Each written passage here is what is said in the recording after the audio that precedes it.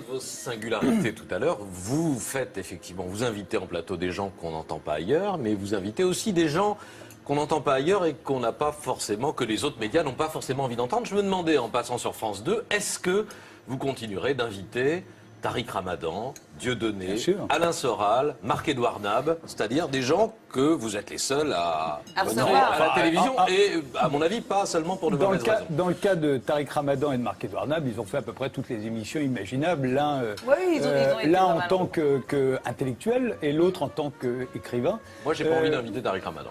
Mais libre à vous de ne pas le faire. Je vous le dis. Non, mais vous dites, il fait Et du coup, il y a Patrick Compromis, il fait toutes les émissions. Vous dites, bah non, il ne fait pas toutes les émissions. Oui, d'accord, mais enfin, vous faites une émission, vous faites le journal, vous ne faites pas une émission de débat intellectuel. L'avantage, c'est d'avoir chacun la scène et pouvoir faire qui on veut. Sur ce sujet, j'ai toujours été clair et j'ai toujours fait ça partout, y compris sur des stations de radio que nous avons fréquentées tous les deux. Pour moi, il n'y a pas de liste noire, il n'y a pas d'invité que je refuse d'inviter par principe parce que je ne l'aime pas.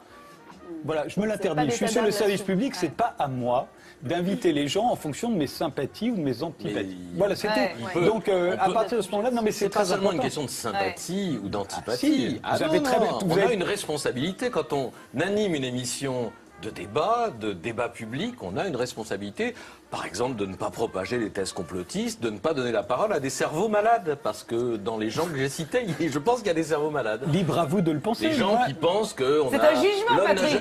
Non, c'est pas un jugement. Les gens qui pensent qu'on n'a jamais marché sur la Lune, que le 11 septembre n'a pas existé, ou que les chambres à gaz... Qui dans les gens que vous avez... Peut-être Soral, c'est à lui que vous faites allusion. Elle solide sur le 11 septembre, enfin bon, bref, il y a... Oui, mais bon... C'est un débat éternel, on ne sera jamais d'accord sur ce sujet. J'anime une émission de service public. Si j'étais sur Fox News, je serais comme vous. Je déciderais que les gens qui regardent Fox News vont entendre un certain son de cloche et je le privilégierais. Mais on a chacun le droit de penser ce qu'on veut, mon Patrick. Non. Si. Il peut tout, il revient de vacances, il est en pleine forme, Frédéric. Non, on a le droit de penser ce qu'on veut d'abord dans les limites de la loi. Et pardon, mais là, en l'occurrence, je n'ai jamais eu de problème de ce côté-là. Alessandra, le négationnisme, c'est quelque chose. J'ai jamais entendu le CSA taper sur Frédéric Tadei. Non, mais Patrick, on a l'impression que là, qu'il y a des gens qui viennent dans mon émission pour dire que les chambres à gaz n'ont pas existé. Ça n'est jamais arrivé. Je dis qu'il y a des... complotistes, vous savez ce que c'est, les complotistes, les conspirationnistes, et que le complotisme, ça finit généralement. Vous avez l'habitude de ce genre de débat. Non, mais c'est très marrant parce que sur ce sujet, j'ai eu à m'expliquer et je me suis expliqué et je crois que les gens ont été assez convaincus. Tant qu'il n'y aura pas une loi en France, et vous pouvez écrire à votre député, si vous voulez que les gens ne puissent plus dire qu'ils doutent de ce qu'ils appellent la version officielle du 11 septembre. Si vous voulez qu'ils n'aient plus le droit de le dire, alors... Et si vous n'avez jamais vu Ce soir ou jamais, c'est aussi comme ça que ça se passe. Alors, il se trouve que là... C'est la meilleure pub. Il se trouve qu'il fait allusion à un truc avec Mathieu Kassovitz un jour qui a dit qu'il avait eu des doutes sur le 11 septembre. Il y avait des gens en face de lui qui lui ont dit qu'il était fou. Le débat a eu lieu, point terminé. Alors, Frédéric...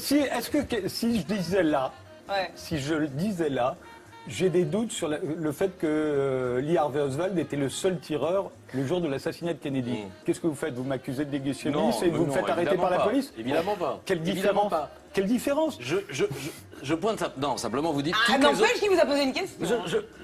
Vous dites simplement que toutes les opinions se valent et qu'on peut entendre absolument toutes les opinions. Toutes les opinions autorisées par la loi et en France sont défendues par la Constitution. Tout ce qui n'est pas interdit est autorisé. Et ce n'est pas moi, animateur de télévision, qui vais décider de ce que l'on a le droit de dire. Il y a des livres qui paraissent, des films qui sortent. Vous avez le droit de faire le tri. C'est votre responsabilité. Je dis simplement qu'on a une responsabilité. Et c'est la vôtre. Moi, la mienne, c'est de Vous avez une responsabilité aussi. Absolument. Chacun voit midi à sa porte, c'est à peu près ça. Ma responsabilité, c'est que, en tant qu'animateur d'une émission de débat sur le service public, je m'interdis d'être le procureur ou le défenseur des uns et des autres, et surtout de censurer qui que ce soit, sur quelque sujet que ce soit, à partir du moment où il respecte la loi. Jamais il y a eu le moindre problème dans Ce soir ou jamais, y compris avec les gens que vous avez cités. Je parle de Dieudonné et d'Alain Soral, qui sont dans des positions un peu spéciales. Je ne parle pas du tout ni de Marc-Édouard Nab, ni de Tariq Ramadan, qui sont invités partout. Moi, je vous propose d'inviter Patrick Cohen la prochaine fois dans votre émission pour faire débat. Vous voulez que je vous fasse la liste d'un certain nombre de ministres qui ont été condamnés, y compris pour racisme? Ça vous a pas empêché de les inviter dans votre émission de radio le lendemain? Pas beaucoup. Ah oui, vous voulez qu'on cite des noms? Vous les avez invités le lendemain, ça vous a pas gêné? Bon, voilà, parce qu'il se trouve que c'était des ministres ou des élus de la République. Point. Alors, ce soir ou jamais, c'est ça. Donc, et avec un animateur qui n'a pas sa langue dans sa Ce poche. soir ou jamais, c'est l'émission la plus transgressive du PAF. On vient d'en avoir. C'est vrai. Et c'en est Il y a des gens, C'est ce que dit que ça Patrick. choque, je Ouais. le comprends. Il vaut mieux pas qu'ils la regardent, mais c'est vrai que c'est une émission dans laquelle on va dire, on va voir des gens qu'on ne voit pas ailleurs, on va dire des choses qu'on n'entend pas ailleurs, Ouais.